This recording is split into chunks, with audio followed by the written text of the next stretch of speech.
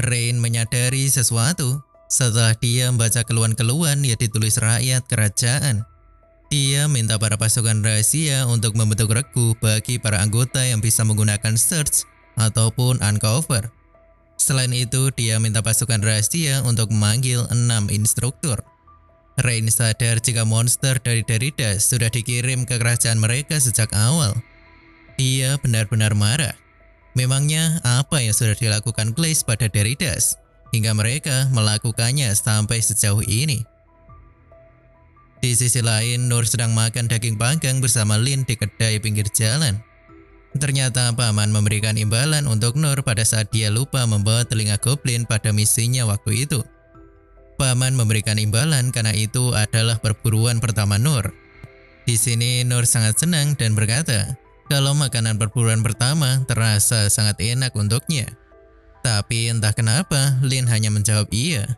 Padahal Nur jelas-jelas mengatakan kalau ini adalah perburuan pertamanya. Beberapa saat setelahnya, Lin selesai makan dan dia pamit pulang dulu. Nur berterima kasih sekali lagi karena misi mereka selesai karena bantuan Lin. Seketika kakak Lin datang dan menemui mereka berdua. Rain meminta Nur untuk pergi ke kota di distrik gunung. Rain punya rencana sendiri. Dia bahkan sudah menyiapkan kereta dan pengawal sekalian. Saat itu Nur hanya menganggap jika dia hanya akan menjadi pembawa barang. Besok paginya Nur sudah naik kereta bersama Lin dan pengawal yang mengawal mereka adalah Ines. Di dalam kereta Lin tampak murung dan sepertinya dia memikirkan sesuatu. Namun Nur merasa bersemangat karena dia bisa melihat pemandangan padang gurun yang luas. Lalu dia sempat terpikir jika dia ingin menjadi petualang yang normal dan berkelana sendirian. Sementara itu Lin sedikit khawatir ketika dia teringat perkataan kakaknya kemarin sore. Dia berkata kalau besok Lin diminta untuk pergi ke distrik Gunung Toros. Lalu jika dia sudah sampai di sana dan tidak terjadi apapun, mereka diminta untuk pergi ke negeri teokrasi Suci Mitra. Ines menenangkan Putri Lin kalau dia ada di sana untuk melindunginya. Sebenarnya tadi malam, Ines sudah diberitahu Rain jika kerajaan Glaze akan segera mengalami krisis yang tidak terduga. Jadi dia minta Ines untuk membawa adiknya kabur ke negeri tetangga bersama dengan Nur. Rain merahasiakan hal ini dari adiknya, karena dia yakin kalau adiknya tahu maka dia akan tinggal di kerajaan. Kita kembali ke masa kini. Ines minta maaf pada Nur karena sudah melibatkannya. Di sini Nur hanya berpikir kalau ini hanyalah perjalanan biasa. Ines mengatakan jika dia akan melindungi Nur dalam perjalanan itu. Namun Nur sepertinya ingin berusaha melindungi dirinya sendiri. Ines berkata jika itu tidak perlu, karena aku memiliki perisai. Dia menunjukkan kekuatan perisai yang dimilikinya. Skill perisai itu tidak bisa ditembus oleh serangan fisik ataupun serangan sihir. Nur memuji Ines yang memiliki bakat yang hebat. Lalu kita sedikit flashback mengenai masa lalu Ines. Dulu sewaktu dia tinggal di panti asuhan, dia mendapatkan kekuatan ini. Ada anak yang kagum dengan kekuatan itu dan mencoba menyentuhnya. Namun kekuatan Ines itu melukai tangan anak itu. Jadinya Ines dipanggil oleh para instruktur dan mereka minta Ines untuk menunjukkan kekuatan itu. Mereka beranggapan jika itu adalah berkat dari dewa. Kekuatan itu bisa menjadi pedang yang bisa memotong apapun, atau bahkan bisa menjadi perisai yang bisa melindungi dari apapun. Ines tampak khawatir karena kekuatannya yang dianggap sangat berbahaya. Tapi guru warrior menenangkannya dan mengatakan jika Ines bisa melatihnya mulai sekarang. Jadi Ines dilatih oleh guru warrior itu yang bernama Dandal. Ines juga mendapat pelatihan dari para instruktur yang lainnya. Meskipun kekuatannya sudah terlatih, Ines masih tidak mau mendekati orang lain karena dia takut kalau dia akan melukai seseorang lagi. Sampai suatu hari dia mendengar nama Nur. Nama itu bukanlah nama yang tidak dia kenal. Karena dulu warrior Dandal pernah menyebut nama Nur ketika terjadi situasi yang merepotkan. Ines sudah menganggap Dandal sebagai ayahnya sendiri. Mendengar nama itu, Ines sedikit merasa iri karena di sana ada dia. Tapi ayahnya malah mengharapkan orang lain yang ada di sana. Kita kembali ke masa kini. Nur merasa ada yang aneh di tengah ladang gandum. Nur meminta Ines untuk menghentikan kereta. Lalu dia menggunakan skill uncover untuk menghancurkan skill penyembunyian. Sebelum itu kita dialihkan ke tempat Rain yang mendapat laporan jika para monster sudah muncul di ibu kota. Rain memerintahkan para prajurit itu untuk mengirim pasukan rahasia dan pasukan pemburu untuk melawan semua monster itu. Dia juga meminta mereka untuk mengevakuasi warga kota. Lalu Raja Clays juga marah melihat tindakan yang dilakukan oleh Deridas pada kerajaannya. Sementara itu, para instruktur juga sedang bertarung dengan para monster kuat yang ada di beberapa lokasi. Raja Clays sadar jika Deridas sengaja memecah belah kekuatan pasukannya. Lalu kita kembali lagi ke tempat Nur. Di sana ada anak dari ras iblis yang kehilangan kontak dengan monster yang dia kendalikan. Monster ini adalah naga hitam kematian. Nur langsung menerjang ke arah monster itu untuk melindungi anak ras iblis itu.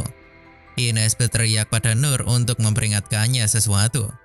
Tapi Nur sudah sampai di sana dan bertekad melindungi anak ini. Tapi Ines malah seakan tidak mau bertindak dan mengatakan jika anak itu adalah ras iblis. Lin pernah mendengar ras iblis ini dari kakaknya. Jadi ras iblis itu bisa mengendalikan monster dan mereka dianggap jahat. Dulu ada salah satu dari mereka yang menggunakan kekuatan itu untuk menghancurkan sebuah negeri. Rain mengatakan jika keturunan ras iblis masih ada sampai sekarang ini.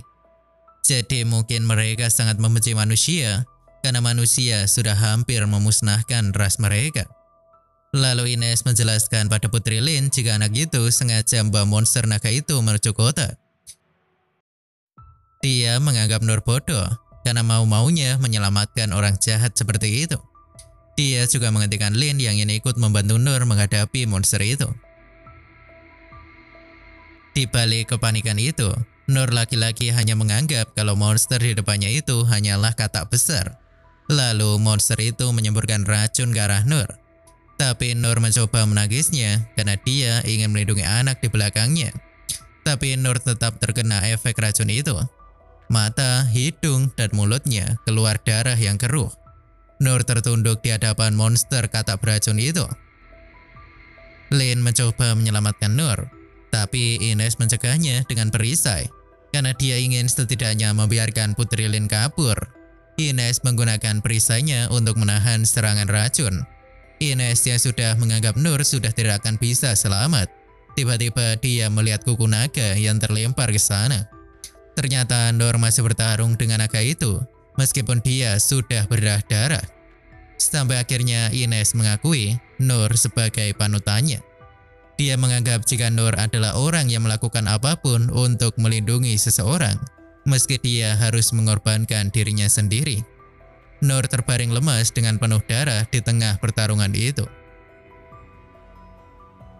Kita sedikit flashback masa lalu anak ras iblis itu.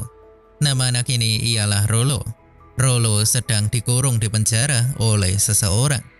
Di dalam penjara itu ada beberapa anak dari ras iblis yang dianggap sebagai anak-anak terkutuk. Saat itu mereka diberi roti bekas dan mereka sangat lahap ketika memakannya. Rollo ingat jika ras mereka dulu menggunakan kekuatan itu untuk mengendalikan hewan ternak saja. Tetapi suatu hari ada seseorang dari rasnya yang menggunakan kekuatan itu untuk mengendalikan monster dan memicu perang. Rollo sedang dipukuli karena dia melihat ke arah orang yang memberi mereka makan. Rollo dan yang lain diajar dan ditendang setiap hari. Karena itu sudah seperti rutinitas mereka. Bahkan Rollo sampai babak belur karena dia dihajar begitu parah. Lalu Rollo diikat rantai dan dipertontonkan di depan warga kota. Warga kota berteriak-teriak kata-kata kebencian terhadap Rollo. Bahkan Rollo juga dilempari batu oleh para manusia-manusia tidak berperasaan ini. Padahal sebenarnya Rollo tidak pernah terpikir untuk melawan mereka ataupun membalas apa yang telah terjadi padanya sampai sekarang ini. Suatu hari dia diminta oleh orang yang mengajarnya di penjara itu. Orang itu meminta Rollo untuk mengendalikan monster ke kota kerajaan Clays. Rolo tidak bisa membaca pikiran orang itu karena ada alat yang menghalangi pikirannya. Pada akhirnya Rolo setuju untuk membawa monster itu ke kota kerajaan Clays.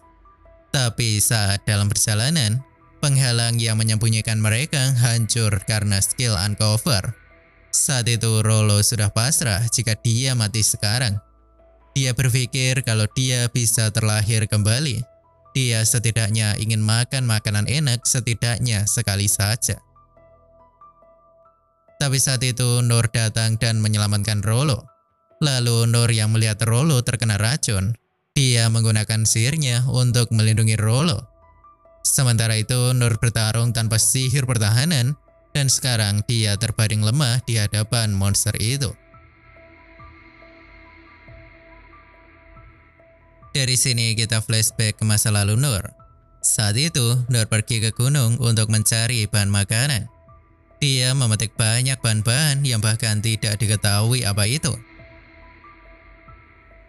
Tetapi Nur ingin mencobanya dan membuat sup dengan bahan-bahan itu.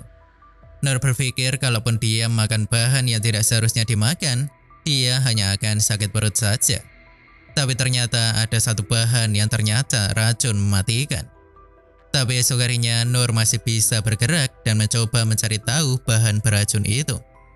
Ternyata tumbuhan itu adalah racun penghancur naga. Tapi Nur tetap melakukan latihannya meskipun dia sedang keracunan. Nur kembali normal ketika dia bangun di pagi berikutnya. Lalu Nur datang ke hutan lagi untuk mencari makanan. Tapi dia lagi-lagi digigit ular beracun dan pingsan seketika. Tapi dia bisa sembuh lagi setelah beristirahat. Nur akhirnya mencoba memakan ular beracun itu.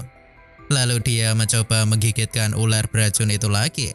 Nur merasa tidak kenapa-napa dan dia berharap akan mendapatkan skill baru. Tapi hal itu tidak pernah terjadi. Meskipun Nur sudah memakan banyak sekali hewan dan tumbuhan beracun yang dia temui di hutan, dia terus makan racun itu padahal mulutnya juga sudah berdarah-darah. Jadi Nur sekarang berpikir kalau katak beracun itu mungkin rasanya enak. Nur yakin jika dia hanya keluar darah, maka itu masih aman. Jadi Nur lanjut bertarung dengan monster itu. Nur terus menangkis serangan monster itu. Lalu monster itu akan menggunakan serangan racun yang lebih kuat lagi. Jadi Nur langsung menutup mulut monster itu dengan pedangnya, hingga membuat monster itu meleleh karena racunnya sendiri. Nur berbalik dan mendekat ke arah Rolo dan bertanya apakah dia baik-baik saja. Rolo jujur pada Nur kalau dia adalah yang bawa monster itu sampai di sini. Tapi Nur salah paham lagi. Dia berpikiran kalau katak itu adalah bahan makanan yang akan dikirim ke kota. Nur merasa bersalah karena fantasi yang dia pikirkan itu. Nur menunduk dan minta maaf pada Rolo karena dia sudah merusak hewan yang akan dia kirim ke kota. Rolo berkata kalau itu tidak apa-apa dan Nur juga tidak usah ganti rugi. Nur penasaran bagaimana Rolo bisa membawa monster itu sampai ke sini, karena tidak mungkin dia menariknya sampai sejauh itu.